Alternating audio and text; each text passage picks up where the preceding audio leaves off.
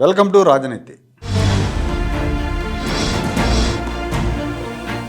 పలికెడది భాగవతమట పలికించడివాడు రామభద్రుండట అని ఆనాడు మహాకవి పోతన గారు భాగవత పద్యాన్ని రచించారు. భాగవతాన్ని తెలుగులో రాసేటప్పుడు శ్రీరామచంద్రుడే నాతో రాయిస్తున్నాడని పోతన మహాశయుడు పేర్కొన్నారు. దీన్ని ఇప్పటి ఆంధ్రప్రదేశ్ రాజకీయాలకు అన్వయించుకుంటే బూతులు తిట్టడి వాళ్ళు కొడాలి నాని, వల్లభనేని వంశీ, రోజా, వెల్లంపల్లి, ద్వారంపూడి, తమ్మినేని సీతారాం, చీదర అప్పలరాజులట, తిట్టించడివాడు జగన్మోహన్ రెడ్డి అట అని చెప్పుకోవాలి. ఇలా చెప్తున్నానని ఆస్తికులు ఫీల్ అయ్యే అవకాశం కూడా ఉంది. ఆస్తికులు భక్తులు ఫీల్ అయ్యే అవకాశం కూడా ఉంది. కానీ ఈయన శ్రీరామచంద్రుడు కాదు, వాళ్ళు పోతనలు ఏమాత్రం కాదు. ఈయన రావణాసురుని మించిన రాక్షసరాజు అయితే వాళ్ళు రావణుడి దగ్గర పనిచేసే రాక్షసులను మించిన వాళ్ళు.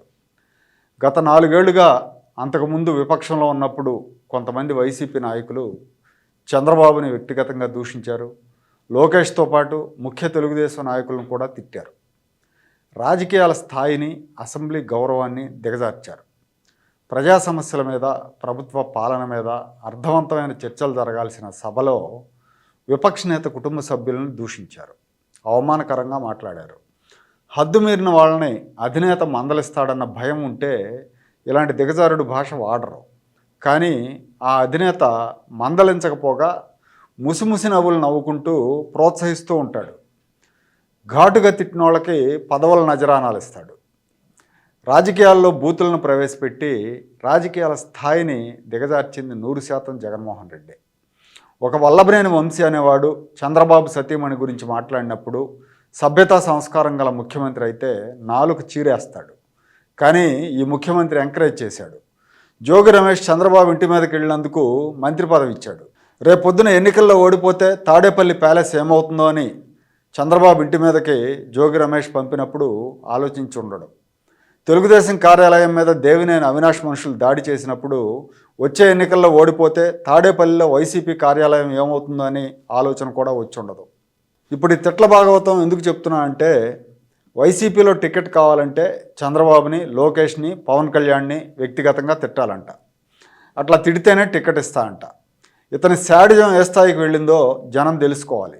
విపక్ష నాయకుడిని తిడితేనే టికెట్ ఇస్తానంటే రేపు ఇంకొకడు వస్తాడు, విపక్ష నాయకుడిని కొడితేనే టికెట్ అంటాడు. ఒంగోలు ఎంపీ మాగుంట శ్రీనివాసరెడ్డి గురించి చాలామందికి తెలుసు. రాజకీయాల్లో హోందాతనం ఉన్న అతి తక్కువ మంది నేతల్లో శ్రీనివాసరెడ్డి ఒకరు. ఒంగోలు లోక్సభ నియోజకవర్గంలో ఆ కుటుంబానికి మంచి పేరుంది. ఆయనకు మళ్ళీ టికెట్ ఇవ్వాలంటే 140 కోట్లు డిపాజిట్ చేయాలని 7 అసెంబ్లీ సెగ్మెంట్లలో ప్రెస్ మీట్లు పెట్టి చంద్రబాబుని, లోకేష్ని వ్యక్తిగతంగా తిట్టాలని చెప్పారంట. అలా తిడితేనే టికెట్ ఇస్తామని జగన్మోహన్ రెడ్డి చెప్పమన్నారని ఫ్రంట్ ఆఫీస్ నేతలు చెప్పారు. ఫ్రంట్ ఆఫీస్ నేతలు అంటే మీకు తెలిసే ఉంటుంది. సజ్జల రామకృష్ణారెడ్డి, ధనుంజయ రెడ్డి నేత కాదు, కానీ ఆయన ఐఏఎస్ అధికారి అయినా కూడా ఆయన నాయకుడిలాగానే వ్యవహరిస్తున్నారు. విజయసాయిరెడ్డి, వైవి సుబ్బారెడ్డి ఇలాంటి వాళ్ళంతా కూడా చెప్పారు. వీళ్ళు చెప్పిన మాటలు విని శ్రీనివాసరెడ్డి అవాక్కై వెళ్ళిపోయారు.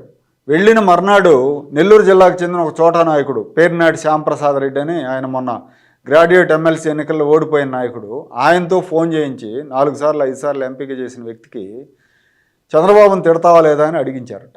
దీంతో మీ టిక్కెట్ వద్దు, మీరు వద్దు, మీకు దండం అని చెప్పి ఆయన నమస్కారం పెట్టేశారు. మాగుంట కుటుంబానికి రాజకీయాల్లో మాగుంట కుటుంబం విలువలకు కట్టుబడి ఉంది. సేవాభావంతో రాజకీయాలు చేసే కొద్ది మందిలో శ్రీనివాసరెడ్డి గారు కూడా ఒకరు. తాను రాజకీయాల్లోకి రాకముందు నుంచి కూడా చంద్రబాబు నాయుడుతో సహృద్భావ సంబంధాలు ఉన్నాయని, ఇవాళ టిక్కెట్ల కోసం చంద్రబాబుని ఎలా తిడతానని తన సన్నిహితులతో చెప్పి శ్రీనివాసరెడ్డి బాధపడ్డారు. చంద్రబాబుని తిట్టి తన వ్యక్తిత్వాన్ని దిగజార్చుకోలేనని చెప్పారు. 2019 ఎన్నికలకు ముందు జరిగిన ఒక సంఘటన కూడా ఈ సందర్భంగా చెప్పారు ఆయన. 2019 ఎన్నికలకు ముందు మాగుంట శ్రీనివాసరెడ్డి గారు ఒక సర్వే చేయించుకున్నారు. వైసీపీకి విజయ అవకాశాలు ఉండటం వల్ల చంద్రబాబు దగ్గరికి వెళ్ళి, అప్పుడు తెలుగుదేశంలో ఉండేవాళ్ళు ఆయన, తను తెలుగుదేశం పార్టీకి రాజీనామా చేస్తున్నానని, వైసీపీలో చేరుతున్నానని చెప్పారు.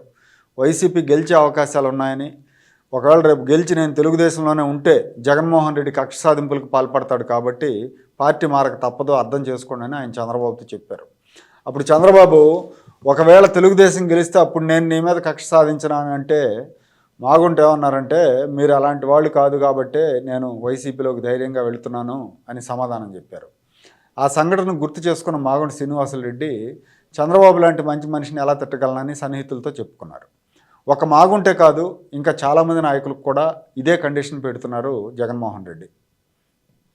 చంద్రబాబు నాయుడిని తిట్టడం, డబ్బులు జమ చేయటం, ఇలాంటి పనులు చేస్తేనే టికెట్ ఇస్తాము, టికెట్ కన్ఫర్మ్ అంటున్నారు.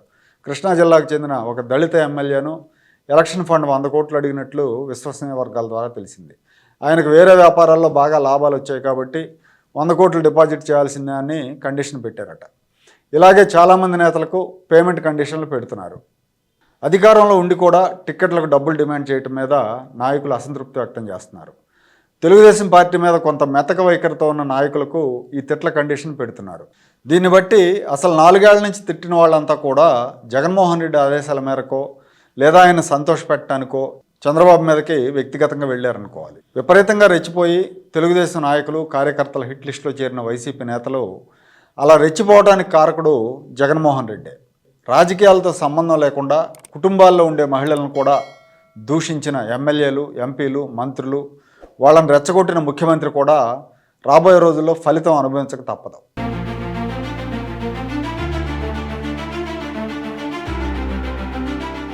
Like, share and subscribe to Rajaniti channel.